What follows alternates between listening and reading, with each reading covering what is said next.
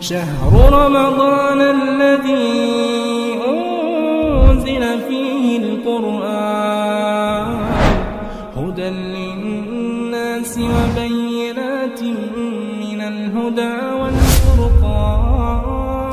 الحمد لله رب العالمين والصلاة والسلام على أشرف الأنبياء والمرسلين وعلى آله وصحبه أجمعين ومن تبعهم بإحسان إلى يوم الدين أما بعد.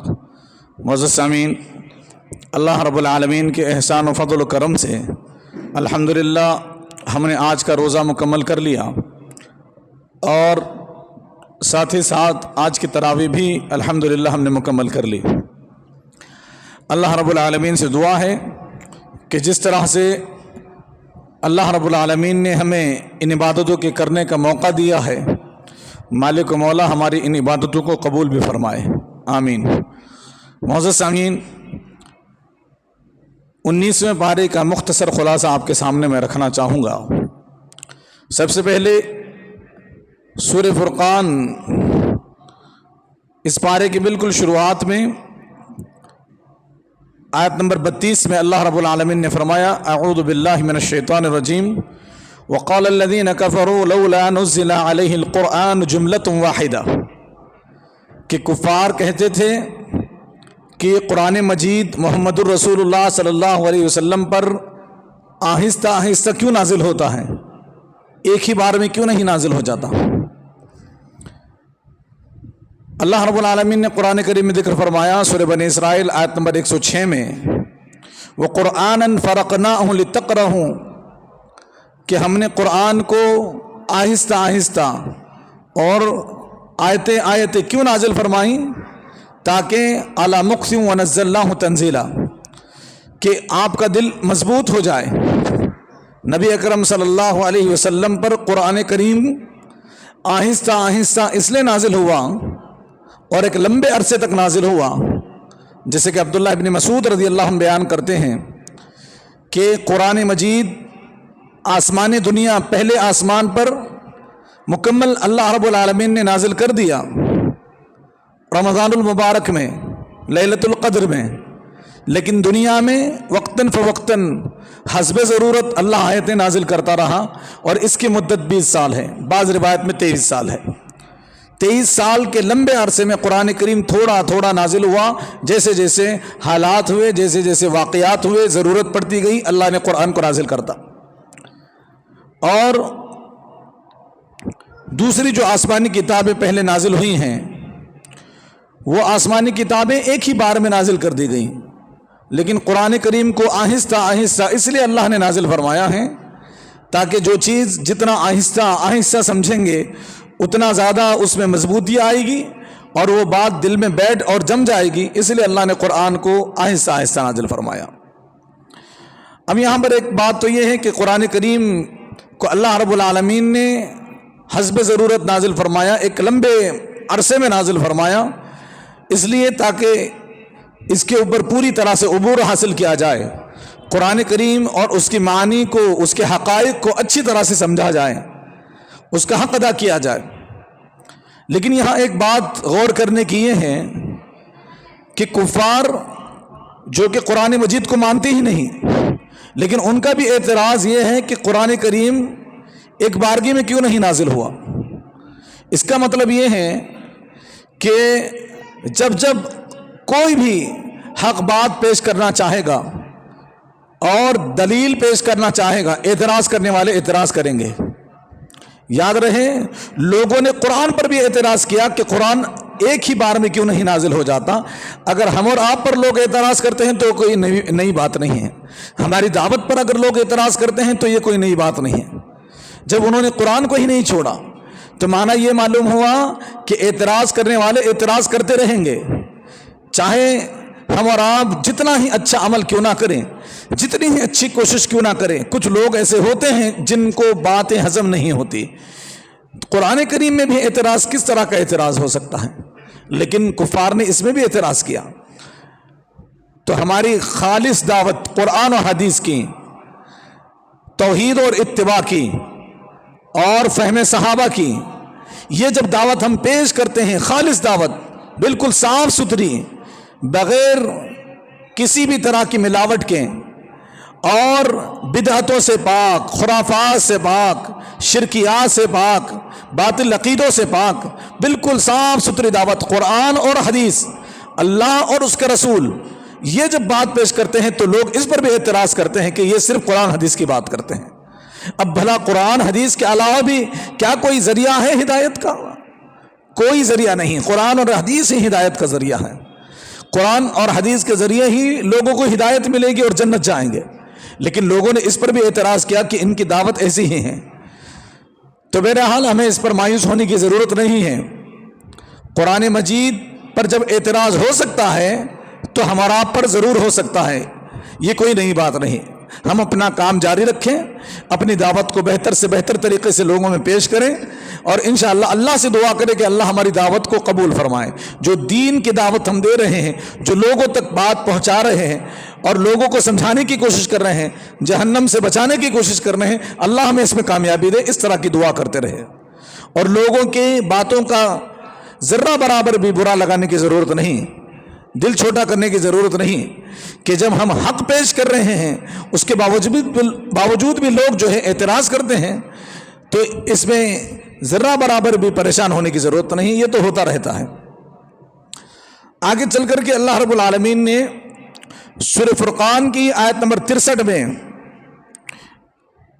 फरमाया, व इबादुर रहमानिल्लज़ीना यमशूना अलल अर्ज़ि हौना व इज़ा ख़ातबहुमुल जाहिलूना क़ालू सलामा।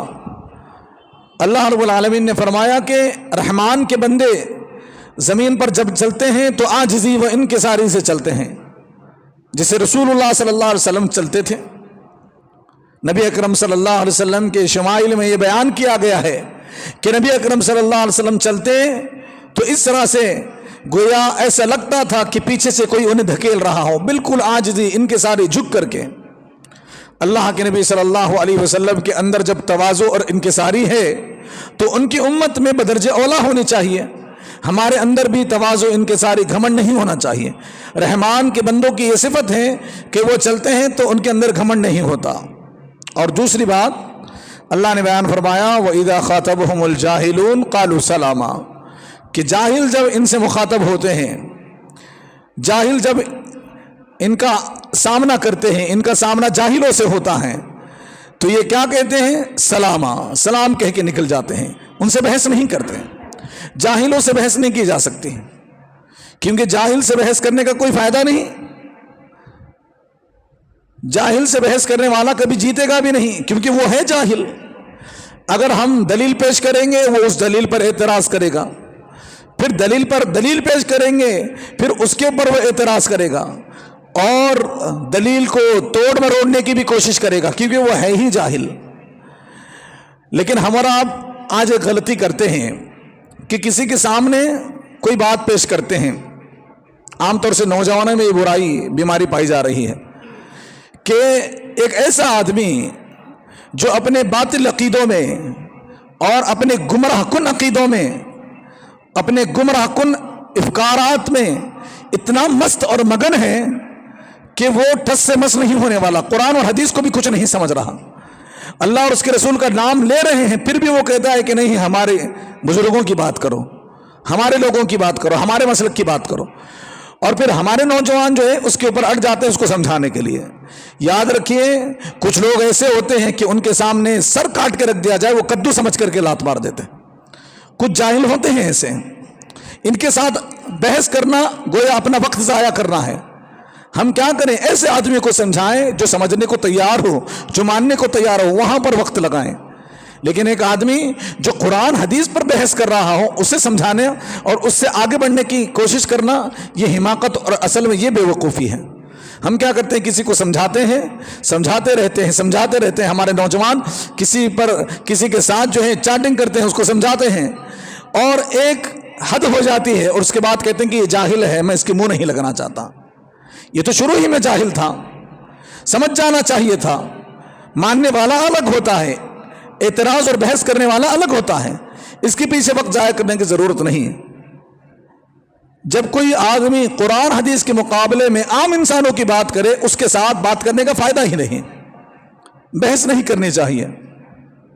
और अगर कोई گالم گلوچ پر آ جائے تو ایسی صورت میں بھی ہمیں اس کو جواب نہیں دینا چاہیے، گالی دینا نہیں چاہیے، بلکہ خاموشی سے وہاں سے نکل جانا چاہیے۔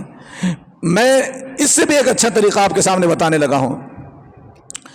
مسند احمد کی روایت ہے، نعمان بن مقرن المزنی رضی اللہ عنہ سے روایت ہے، فرماتے ہیں کہ ایک شخص نبی اکرم صلی اللہ علیہ وسلم کے پاس دوسرے آدمی کو گالی دے رہا تھا، ایک آدمی دوسرے آدمی کو گالی دے رہا تھا، اور وہ آدمی جس کو گالی دی جا رہی تھی وہ جواب میں کہتا ہے کہ تجھ پر اللہ کی سلامتی ہو، گالی کھا کر کے وہ کہہ رہا تھا کہ تجھ پر اللہ کی سلامتی ہو۔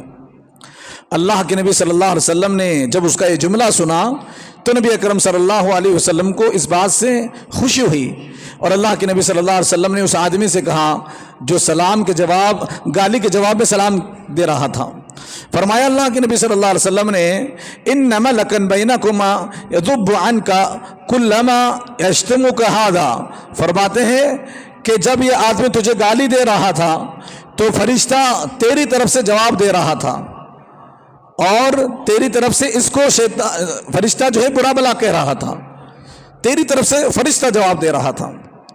قال له بل انت وانت احق به، اور جو وہ گالیاں تجھے دے رہا تھا فرشتہ اسے کہہ رہا تھا کہ یہ گالیوں کا اصل حقدار تو ہے، یہ نہیں ہے، جس کو تو گالی دے رہا ہے وہ گالی کا حقدار نہیں، تو اصل میں گالی کا حقدار ہے۔ اور پھر اللہ کے نبی صلی اللہ علیہ وسلم فرمایا وَإِذَا قَالَ لَهُ عَلَيْكَ السَّلَامُ قَالَ بَلْ لَكَ أَنْتَ وَأَنْتَ أَحَقُّ بِهِ، اور جب تم اس آدمی کو کہہ رہے تھے کہ اللہ کی سلامتی ہو تجھ پر، تو وہ فرشتہ تمہیں کہہ رہا تھا کہ نہیں، اس پر نہیں، اللہ کی سلامتی تو تجھ پر ہو، تو زیادہ حقدار ہے۔ جو گالی دے رہا تھا اسے فرشتہ کہتا ہے کہ اس گالی کا تو حقدار ہے، گالی کے جواب میں جو سلام کہہ رہا تھا فرشتہ اسے کہتا ہے کہ اس سلامتی کا تو حقدار ہے۔ تو معلوم یہ ہوا کہ ہم ہر کسی کو گالی نہ دیں، ہر کسی کے گالی کا جواب بھی نہ دیں، ہو سکے تو سلام کر دیں، اگر کوئی ہمیں گالی دے کہیں السلام علیکم۔ اگر ہم یہ کر لیتے ہیں تو یاد رکھیے ہماری طرف سے فرشتہ اس کو جواب دے دیتا ہے اور ہمارے لیے سلامتی کی دعا دے دیتا ہے۔ تو یہ بہترین طریقہ ہے جاہلوں سے نہ الجھنے کا اور جاہلوں سے اعراض کرنے کا اور وہاں سے نکل جانے کا۔ آگے چل کر کے اللہ رب العالمین نے سورہ فرقان کے آیت نمبر 70 میں ایک آیت نازل فرمائی۔ اللہ رب العالمین نے فرمایا فَأُولَٰئِكَ يُبَدِّلُ اللَّهُ سَيِّئَاتِهِمْ حَسَنَاتٍ، کہ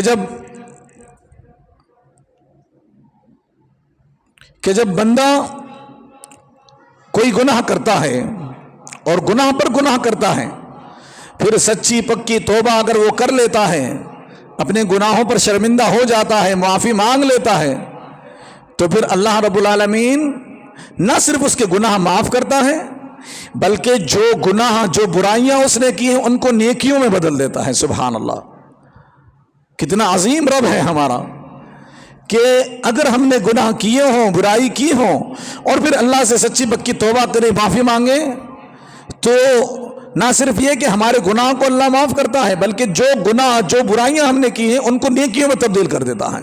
کیا دنیا میں اتنا اچھا بدلہ کوئی دے سکتا ہے؟ اللہ کے علاوہ کوئی نہیں دے سکتا۔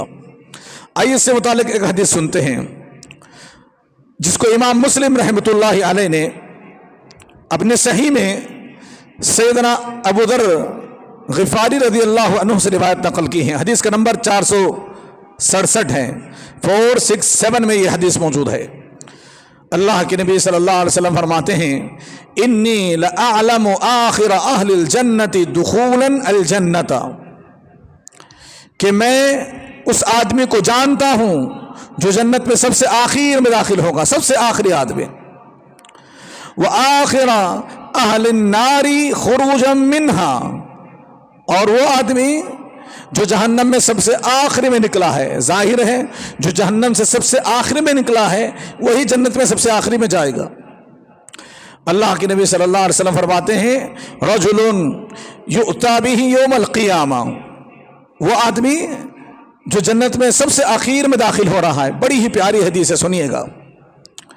اللہ کے نبی صلی اللہ علیہ وسلم فرماتے ہیں کہ اس آدمی کو قیامت کے دن لایا جائے گا، فَيُقَالُ أَعْرِضُوا عَلَيْهِ صِغَارُ ذُنُوبِهِ وَارْفَعُوا عَنْهُ كِبَارَهَا، اللہ رب العالمین فرمائے گا کہ اس کے چھوٹے چھوٹے گناہوں کو تو گنو، شمار کرو، اس کے سامنے پیش کرو، اور اس کے بڑے گناہوں کو چھپا دو، اس کے بڑے گناہوں کو چھپا دو، اسے مت دکھاؤ، صرف اس کے چھوٹے گناہ اس کے سامنے پیش کرو، اور پھر اس کے چھوٹے گناہ اس کے سامنے پیش کیے جائیں گے، فَتُعْرَضُ عَلَيْهِ صِغَارُ ذُنُوبِهِ، اور پھر اس سے کہا جائے گا فَيُقَالْ عَمِلْتَ يَوْمَ كَذَا وَكَذَا كَذَا وَكَذَا وَعَمِلْتَ يَوْمَ كَذَا وَكَذَا كَذَا وَكَذَا، اس سے کہا جائے گا کہ تو نے فلاں دن میں فلاں کام فلاں وقت میں فلاں زمین پر کیا تھا کہ نہیں کیا تھا؟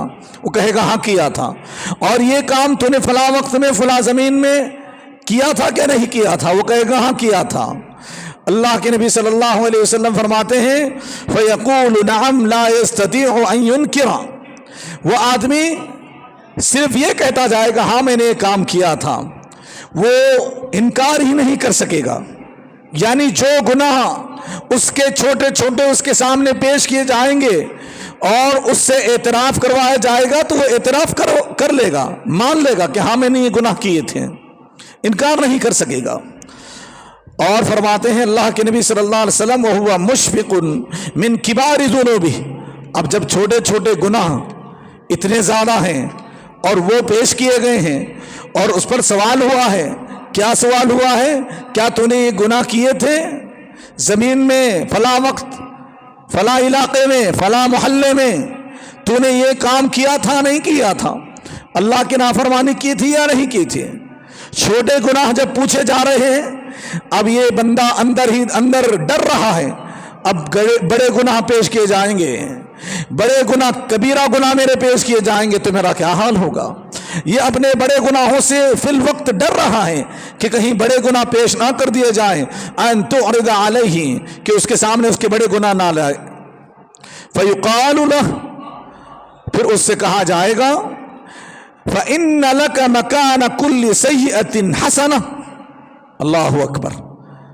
اللہ رب العالمین فرمائیں گے کہ جو چھوٹے چھوٹے گناہ ابھی تیرے سامنے پیش کیے گئے ہیں، جا میری رحمت کو تو چکھ لے، میری رحمت اور میری مہربانی دیکھ لے، میرا کرم اور میری عنایت دیکھ لے۔ جتنے صغیرہ گناہ جو ابھی تیرے سامنے پیش کیے گئے ہیں، ہر گناہ کو تیرے لیے نیکی میں بدل دیا گیا، ہر گناہ کو تیرے لیے نیکی میں بدل دیا گیا۔ وہ آدمی خوش ہو جائے گا، اللہ اکبر۔ اتنے سارے گناہ ابھی پیش کیے گئے تھے، ابھی وہ ڈر رہا تھا کہ کہیں بڑے بھی نہ پیش کیے جائیں، اور اللہ کی طرف سے اس کے لیے ایک مژدہ سنا دیا گیا، کہہ دیا گیا کہ یہ چھوٹے نیکیاں میں تبدیل کر دی گئیں، یہ چھوٹے گناہ چھوٹے نیکیوں میں بدل دیے گئے۔ اب یہ آدمی کہے گا ربی قد عملت اشیاء لا اراها هنا، ابھی جو تھوڑی دیر پہلے بڑے گناہوں سے ڈر رہا تھا کہ کہیں پیش نہ ہو جائے، اب اللہ کے سامنے کہے گا کہ اے اللہ میں نے بڑے بڑے گناہ بھی کیے تھے، وہ مجھے نظر نہیں آ رہے، وہ کہاں گئے ہیں؟ اللہ اکبر۔ جب اس نے دیکھا کہ چھوٹے گناہوں کو بدل کر کے نیکیوں میں تبدیل کر دیا گیا ہے، اب وہ بڑے گناہوں کی خواہش کر رہا ہے کہ وہ بھی سامنے پیش کر دیا جائیں۔ اللہ کے نبی صلی اللہ علیہ وسلم یہ حدیث بیان کرتے ہیں، صحابی فرماتے ہیں کہ میں نے اللہ کے نبی صلی اللہ علیہ وسلم کو دیکھا کہ اس حدیث کو بیان کرنے کے بعد رسول اللہ صلی اللہ علیہ وسلم اتنا ہنسے کہ نبی اکرم صلی اللہ علیہ وسلم کے سامنے کے دانت نظر آنے لگے۔ ویسے اللہ کے نبی صلی اللہ علیہ وسلم منہ کھول کے نہیں ہنسے تھے، لیکن یہاں اتنا ہنسے کہ دانت نظر آنے لگے۔ یعنی ایک آدمی جو ابھی ڈر رہا تھا بڑے گناہوں سے، چھوٹے گناہوں کا آفر دیکھا تو فوراً بڑے گناہوں کی بھی طلب اس کو ہونے لگی کہ بڑے گناہ بھی پیش کر دیا جائیں۔ ہو سکتا ہے کہ رب رحمان الرحیم اتنا بڑا مہربان ہے، چھوٹوں کی بدلے چھوٹی نیکیاں دیا ہے، بڑے گناہوں کے بدلے بڑے نیکیاں دے دے گا، اس طرح اس کے دل میں خواہش پیدا ہو جائے گی۔ یہ اللہ رب العالمین بڑا مہربان ہے، لہٰذا جو اللہ ہمارے اوپر اتنا مہربان ہے، دنیا میں بھی آخرت میں بھی، اس کی نافرمانی کرنے کا ہمارے کوئی حق نہیں بنتا۔ ہمارے لیے یہ جائز نہیں ہے کہ ہم اس کو ناراض کریں، لوگوں کی ناراضگی کے چکر میں اس کو ناراض نہ کریں، لوگوں کو خوش کرنے کے چکر میں اس کو ناراض نہ کریں، لوگوں کی خواہشات کے پیچھے چلنے کے چکر میں اللہ کو ناراض نہ کریں۔ लोगों की मोहब्बतों में अल्लाह की मोहब्बत को पीछे ना छोड़े। वो अल्लाह जो दुनिया में भी मेहरबान, आखिरत में भी मेहरबान, और हमारे गुनाहों को माफ करके नेकियों में बदल करके जन्नत में डालने का अल्लाह रब्बुल आलमीन का ये इतना बड़ा एहसान हमारे ऊपर, और उसके बावजूद अगर हम अल्लाह की नाफरमानी करें तो ये नाइंसाफी होगी अल्लाह की ज़ात के साथ। इस बारे में अल्लाह रब्बुल आलमीन ने आगे चल करके सूरह शुअरा नाजिल फरमाई है, आयत नंबर 87 है। इब्राहीम अलैहिस्सलाम का जिक्र फरमाया, तो इब्राहीम अलैहिस्सलाम ने अल्लाह से दुआ की थी। क्या दुआ की थी? वला तुखज़िनी यौम युबअसून, कि ए अल्लाह जब सारे लोगों को तो दोबारा उठाएगा उस दिन मुझे जलील ना करना, मुझे रुसवा ना करना। ये अल्लाह रब्बुल आलमीन से इब्राहीम खलीलुल्लाह अलैहिस्सलाम ने दुनिया में दुआ मांगी थी। अब आइए इसके ताल्लुक से एक हदीस सुनते हैं। अब दुनिया में इब्राहीम अलैहिस्सलाम दुआ करते हैं कि अल्लाह मुझे जलील और रुसवा ना करना, लेकिन आखिरत में अल्लाह रब्बुल आलमीन इनके बाप आज़र को जहन्नम में डालेगा। अगर किसी का बाप उसके सामने जहन्नम में डाला जाए तो क्या ये जिल्लत और रुसवाई नहीं है? यकीनन जिल्लत और रुसवाई है। और इब्राहीम अलैहिस्सलाम ने दुनिया ही में दुआ की थी, और नबियों की दुआ कबूल होती है। इमाम बुखारी रहमतुल्लाह अलैह ने अपनी सही में सैयदना अबू हुरैरा रज़ियल्लाहु अन्हु से रिवायत नकल की है। हदीस का नंबर 3350 है, 3350 में यह हदीस मौजूद है। फरमाते हैं अल्लाह के नबी सल्लल्लाहु अलैहि वसल्लम, यल्का इब्राहीम अलैहिस्सलातु वस्सलाम अबाहु आज़र यौमल क़ियामा, कि इब्राहीम अलैहिस्सलातु वस्सलाम अपने बाप आज़र से क़यामत के दिन मुलाकात करेंगे, अपने बाप से मिलेंगे। कौन बाप? दुनिया में बाप इतना शफीक, इतना मेहरबान होता है कि अपने आप को जलाना, अपने आप को नुकसान पहुंचाना, अपने आप को तकलीफ पहुंचाना तो गवारा कर लेता है, लेकिन औलाद के लिए ये चीज़ें गवारा नहीं करता। लेकिन ये बदबख्त आज़र ऐसा था जिसने अपनी आंखों के सामने अपने लख्त जिगर और दुनिया के इतने बड़े बरगुज़ीदा नबी अल्लाह के खलील को आग में फिकवा दिया। अब क़यामत के दिन अब इब्राहीम अलैहिस्सलाम की मुलाकात हो रही है। अल्लाह के नबी सल्लल्लाहु अलैहि वसल्लम फरमाते हैं, वअला वजहि आज़रा फतरतुन व ग़बरातुन, आज़र के चेहरे पर कानक होगी, काला और सियाह चेहरा होगा, और उसके चेहरे पर धूल होगी, उसका चेहरा गंदा होगा क़यामत के दिन। फ़यक़ूलु लहू इब्राहीम अलैहिस्सलाम, इब्राहीम अलैहिस्सलाम का दर्द देखिए, एक नबी का दिल देखिए। माँ और बाप, बल्कि हजारों माँ और हजारों बाप से ज्यादा एक नबी अपनी उम्मत पर कितना मेहरबान होता है। यहां दुनिया में तो इसी बाप ने आग में फिकवाया था तौहीद के खातिर, फिर भी इब्राहीम अलैहिस्सलाम वहां आखिरत में क़यामत के दिन अब भी उन्हें फिक्र है, और फिर वहां अपने बाप से कहते हैं, क्या कहते हैं? अलम अकुल लका ला तासिनी, अब्बा जान क्या दुनिया में मैंने तुम्हें नहीं कहा था कि मेरी मुखालफत ना करना, मैं अल्लाह का रसूल हूं, मेरी नाफरमानी ना करना, लेकिन आपने मेरी बात नहीं मानी। मैंने दुनिया में आपको बताया था ना कि मेरे ऊपर अल्लाह की वही नाजिल होती है, मैं अल्लाह का नबी और रसूल हूँ, मैं हक बात लेकर के आया हूँ। बुत परस्ती छोड़ दो, बुतों की तिजारत छोड़ दो और बुतों की पूजा छोड़ दो, लेकिन आपने मेरी एक ना सुनी। फ़यक़ूल अबू, अब ये बदमाश वहां जाकर के कह रहा है, क्या कहता है? फ़ल्यौम ला आसीक, बेटा दुनिया में तो मैंने तेरी बात नहीं मानी, आज मान लेता हूं, आज मैं तेरी नाफरमानी नहीं करूंगा। अल्लाह अकबर। आप देखिए रास्ते कैसे बंद हो जाते हैं इंसान पर।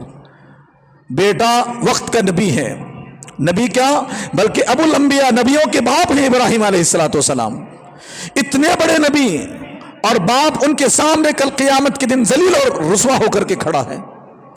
हम और आप आज ये कहते हैं कि हमारे बड़े हैं, हमारे अच्छे हैं, हमारे बुजुर्ग हैं, लिहाजा ये चाहे शिर्क पर भी मरे हों, आप इनके बारे में ये ना कहें कि जहन्नम में जाते हैं। यहां नबी के बाप की बात चल रही है, सही बुखारी की हदीस है। फरमाते हैं ان کا باپ ان سے کہے گا کہ ابراہیم اب میں تیری نافرمانی نہیں کروں گا، اب جو تو کہے گا وہ میں مانوں گا۔ ابراہیم علیہ الصلوۃ والسلام زبان حال سے مجھے کہنے دیجئے، ابراہیم علیہ الصلوۃ والسلام نے کیا کہا کہ میرے ابا جان اب یہاں ماننے کا کیا فائدہ، یہ دنیا ختم ہو چکی جو ماننے کی تھی منوانے کی تھی، یہاں تو اب عمل کا سزا یا جزا ملے گی۔ دنیا میں نے آپ کے سامنے ناک رگڑی لیکن آپ نے میری بات نہیں مانی، آپ نے مجھے میرے ہی دشمنوں کے حوالے کر دیا۔ اسی بات کی وجہ سے جس پر آج آپ راضی ہونا چاہتے ہیں، میں دنیا میں آپ کے پیچھے مارا پھرتا رہا لیکن آپ نے مجھے آگ میں پھینکوا دیا، نمرود کے حوالے کر دیا۔ باپ ہو کر بھی آپ نے میرے ساتھ ایسا سلوک کیا کہ کوئی دشمن کے ساتھ میں نہیں کرتا، اور آج آپ کہتے ہیں کہ میں مانوں گا، اب ماننے کا کیا فائدہ جبکہ دنیا ہی ختم ہو چکی، جب میری رسالت کا خاتمہ ہو گیا اور تمام انبیاء کی رسالت کا خاتمہ ہو گیا۔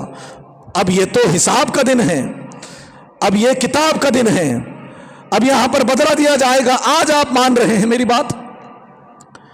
ابراہیم علیہ الصلوۃ والسلام پھر بھی چونکہ نبی ہیں اللہ سے کہیں گے یا ربی، کتنا بڑا دل ہے ابراہیم علیہ السلام کا، اے میرے مولا انک وعدتنی اللہ تخزینی یوم یبعثون، اے اللہ تو نے مجھ سے وعدہ کیا تھا، ایک وعدہ ہے میرے پاس تیرا، وعدہ یہ ہے کہ تو نے وعدہ کیا تھا کہ جس دن ساری انسانیت کو تو دوبارہ زندہ کرے گا، مجھے ذلیل اور رسوا نہیں کرے گا، مجھے ذلت نہیں دے گا، مجھے یہاں پر کامیابی دینے کا دنیا میں وعدہ تو نے کیا تھا۔ فَأَيُّ خِزٍ أَخْزَى مِنْ أَبِي الْأَبْعَدِ، اے اللہ آج تو مجھے بتا اس سے بڑی ذلت اور رسوائی میرے لیے کیا ہو سکتی ہے کہ میرا باپ تیری رحمت سے دور ہے، تیری جنت سے دور ہے، جہنم میں جا رہا ہے۔ اللہ اکبر۔ اللہ رب العالمین اپنے اس عزیز بندے سے فرمائے گا فیقول اللہ تعالی میرے ابراہیم انی حرمت الجنت علی الکافرین، یہ میرا فیصلہ ہے کہ میں نے کافروں پر جنت کو حرام کیا ہے، میرا فیصلہ یہ اٹل ہے، ہو چکا کہ میں نے کافروں پر جنت کو حرام کر دیا ہے، تیرا باپ بھی کافر ہے، میں اس کے لیے فیصلہ نہیں بدل سکتا۔ ثم یقال، اب ابراہیم علیہ الصلوۃ والسلام دل ہی دل میں گھٹ رہے ہیں، پریشان حال ہیں، باپ جہنم میں جانے والا ہے اور اللہ نے بھی یہ صاف طور سے کہہ دیا کہ جنت حرام ہے کافر پر، اب کرے تو کیا کرے، لہذا باپ کو جہنم میں جاتا ہوا آنکھوں سے دیکھ نہیں سکتے۔ اللہ رب العالمین نے ان کی آسانی کے لیے، جیسے محمد صلی اللہ علیہ وسلم کے لیے اللہ نے یہ کیا کہ ان کے چچا ابو طالب کو، جنہوں نے اپنے گود میں نبوت کو پالا، پرورش اور پروان چڑھایا، نبی کو اپنے شانوں پر بٹھایا اور ساری زندگی ان کی تربیت اور پرورش کرے، لیکن ایمان کی حالت میں نہیں مرے، تو اللہ رب العالمین نے ان کے بارے میں اللہ کے نبی صلی اللہ علیہ وسلم کے زبانی کہلوایا کہ میرا چاچا ابو طالب جہنم کے بالکل بیچ میں تھا، جہنم کے بیچ میں تھا، بس میری خاطرداری کرنے کی وجہ سے، میری حمایت اور میری مدد کرنے کی وجہ سے، مجھے پالنے اور پرورش کرنے کی وجہ سے میں اسے کھینچ کر کے جہنم کے کنارے لایا ہوں، اور جہنم کا سب سے ہلکا عذاب اسی کو دیا گیا ہے، اور وہ یہ ہے کہ اس کے پاؤں کے نیچے آگ کی جوتیاں ہیں، جس کی وجہ سے یغلو دماغ، اس کا دماغ کھول جاتا ہے، اس کی کھوپڑی سے پانی ابلنے لگتا ہے۔ یہ ابو طالب کا حال ہے، نبی کا چاچا ہے، یہ آزر کا حال ہے، یہ نبی کا باپ ہے۔ اللہ رب العالمین ابراہیم علیہ السلام سے فرمائیں گے کہ اے ابراہیم ما تحت رجلیک، ذرا دیکھ تو صحیح تیرے پاؤں میں، تیرے قدموں کے پاس کیا چیز ہے۔ فینظر، ابراہیم علیہ السلام اپنے قدموں کے پاس دیکھیں گے، فاذا ہوا بذیخ ملتخط، وہاں پر دیکھیں گے تو ایک جانور جو خون میں لتھڑا ہوا ہے، خون میں جیسے جانور کو ذبح کر کے چھوڑ دیا جاتا ہے، خون میں وہ لت پت اور لوٹنے لگتا ہے، ایک جانور جو خون میں لتھڑا ہوا پڑا ہوگا۔ اللہ رب العالمین فرمائیں گے کہ اب اس کو اٹھا کر کے جہنم میں پھینک دے، فَيُؤْخَذُ بِقَوَامِهِ فَيُلْقَى فِي النَّارِ، پھر اس جانور کو جو خون میں لسڑا ہوا ہے اس کو جہنم میں پھینک دیا جائے گا۔ یہی جانور ابراہیم علیہ السلام کا باپ آزر ہے، اللہ رب العالمین نے اس کو جانور کی شکل بنا دی تاکہ ابراہیم علیہ السلام کو تکلیف نہ ہو، لیکن آخر کار گیا جہنم میں ہے۔ تو یاد رہے حق کا معیار جنت اور جہنم یہ ہم جس کو چاہتے ہیں یا ہماری محبتوں کے اوپر نہیں فیصلے ہوں گے، یہ فیصلے ہوں گے حق اور باطل کے اوپر، کون صحیح تھا کون غلط تھا، کون قرآن حدیث کا فرما بردار تھا کون نہیں تھا۔ یہ نہیں دیکھا جائے گا کہ میں عالم دین ہوں تو میرا باپ اس کو بھی جنت میں جانا چاہیے، میں عالم دین ہوں یا میں دین سے جڑا ہوا ہوں، میں شریعت پر عمل کرنے والا ہوں، شریعت سے محبت کرنے والا ہوں، لہٰذا میرے آزو بازو اطراف اکناف میرے چاہنے والے ان لوگوں کا بھی بیڑا پار ہو جانا چاہیے۔ ایسا نہیں ہے۔ جب نبی کے گھرانے اگر انہوں نے حق بات کو نہ مانا تو وہ محفوظ نہیں ہے، تو ہم اور آپ یہ کیسے امید رکھ سکتے ہیں کہ ہمارے بڑے بھی جنت میں جائیں گے، حالانکہ انہوں نے حق بات کو تسلیم ہی نہیں کیا۔ تو یہ ایک اٹل حقیقت ہے جس کو ہم اور آپ کو سمجھ لینا چاہیے، اور جتنی بچی کچھ زندگی ہمارے پاس ہے اس میں ہم اپنے آپ کی اصلاح کر لیں، اپنے اہل و عیال کی اصلاح کریں، کوشش کریں کہ وہاں پر جانے کے بعد اس طرح کی ذلت و رسوائی کا سامنا نہ کرنا پڑے، بلکہ اللہ رب العالمین اپنے رحم و کرم سے ہم سب کو جنت میں داخل کر دے۔ اس طرح کی دنیا میں ہمیں عمل اور کوشش کرنی چاہیے۔ لہٰذا ہمارے پاس ایک بہترین طریقہ ہے، بہترین نسخہ ہے، اور وہ ہے قرآن اور حدیث۔ ہر بات میں قرآن اور حدیث۔ آج کل پتہ نہیں لوگوں میں اتنی منافقت کہاں سے آ گئی ہے، لوگ اوپر سے مسلمان تو نظر آتے ہیں لیکن اندر سے اتنا نفاق ہے، اتنا منافقت ہے کہ قرآن حدیث کی بات کرنے والوں کو تانا دیتے ہیں اور کہتے ہیں کہ یہ اہل حدیث حضرات صرف قرآن حدیث قرآن حدیث قرآن حدیث کہتے ہیں۔ کسی بیوقوف نے تو کہا کہ قرآن حدیث میں مکھی کا تو مسئلہ ہے، مچھر کا نہیں ہے۔ بھلا آپ کہاں سے مسئلہ لاؤ گے؟ یعنی وہ یہ کہنا چاہتا ہے کہ قرآن حدیث میں ہر مسئلے کا حل نہیں۔ اللہ رب العالمین نے قرآن میں کہہ دیا الیوم اکملت لکم دینکم، ہم نے دین مکمل کر دیا۔ کیا مکمل میں ہر مسئلے کا حل موجود نہیں ہے؟ ہر مسئلے کا حل موجود ہے۔ یہ بات الگ ہے کہ ہمارے اور آپ کی عقل کمزور ہے اس بات کو سمجھنے کے لیے، لیکن یاد رہے قرآن حدیث مکمل ہے، دین مکمل ہے۔ انسان کی زندگی میں انسان کے پیدا ہونے سے لے کر کے اس کے مر جانے کے بعد تک جتنے مسائل، جتنے احکامات، جتنے معاملات و معمولات درکار ہیں وہ سب قرآن حدیث میں ہیں۔ قرآن حدیث سے کوئی چیز باہر نہیں، قرآن حدیث میں سب کچھ ہے۔ یہ بات الگ ہے کہ آپ کو اگر قرآن حدیث سے دور جانا ہی ہے تو آپ کے پاس 100 بہانے ہوں گے، لیکن یاد رہے یہ بات کہنا کہ صرف قرآن حدیث کی بات نہ کرو بلکہ قرآن حدیث کے ساتھ ہمارے بزرگوں کی بات کرو، یہ سراسر جھوٹ ہے۔ اس کی کیا حیثیت ہے؟ قرآن حدیث کے مقابلے میں بزرگوں کی باتوں کی کیا حیثیت ہے؟ جب قرآن حدیث میں صاف طور سے احکامات ہوں، پھر اس احکامات پر ہم یہ کہیں کہ نہیں ہمارے اس بزرگ کی بات کی بھی گنجائش ہونی چاہیے، احتیاط کے نام پر آؤ ہمارے بزرگ کی بات کو بھی دین میں ڈالو، اس کا ایک مسلک بناؤ، اس کا ایک فرقہ بناؤ، اور پاگلوں کی طرح اندھوں کی طرح آنکھ پر پٹی باندھ کر اس کے پیچھے چلتے رہو۔ یاد رہے اسی الٹی سیدھی حرکتوں کی وجہ سے، ایسے ہی قرآن اور حدیث سے دور ہونے کی وجہ سے اللہ رب العالمین نے ہمیں ذلیل و رسوا کر کے چھوڑ دیا۔ اور اگر اب بھی ہمیں عقل نہیں آئی، اب بھی اگر قرآن حدیث کی طرف نہیں لوٹے، اور اگر اب بھی اپنے باطل عقیدوں کو بچانے میں لگے رہے، قرآن حدیث کے آگے بڑھ گئے، قرآن حدیث کے خلاف جانے لگے، تو اللہ رب العالمین کا عذاب اور اللہ رب العالمین کی پکڑ بڑی سخت ہے۔ اللہ رب العالمین سے دعا ہے کہ باری تعالیٰ ہم تمام مسلمانوں کو کہیں سنی باتوں پر کہنے سننے سے زیادہ عمل کرنے کی توفیق عطا فرمائے۔ اللہ رب العالمین ہم سب کو قرآن و حدیث پر عمل کرنے کی توفیق عطا فرمائے، جب تک زندہ رکھے اللہ کی توحید پر، جب خاتمہ ہو تو اللہ کی توحید اور اتباع سنت پر ہی ہمارا خاتمہ ہو۔ آمین۔ وصلی اللہ علی نبینا محمد۔ سبحانک اللہم وبحمدک، اشہد ان لا الہ الا انت، استغفرک واتوب الیک۔ والسلام علیکم ورحمۃ اللہ وبرکاتہ۔